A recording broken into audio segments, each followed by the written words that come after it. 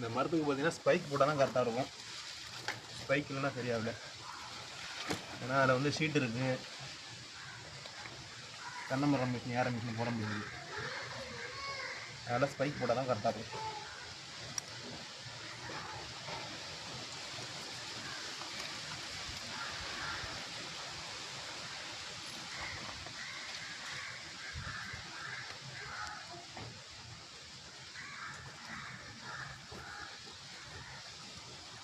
ഉണ്ട് ഇത് right hand shoe സ്പൈക്കുകൾ അത് ലെഫ്റ്റ് ഹാൻഡ് ഇതിൽ ലെഫ്റ്റിന് கொடுத்துருப்பாங்க.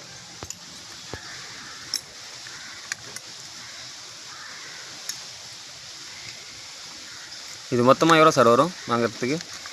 வாங்கினா மொத்தமாக ஸ்பைக்கு, சேஃப்டி பெல்ட்டு, ஒரு ஷூ எல்லாம் பார்த்திங்கன்னா ஒரு 10,000 வரும்.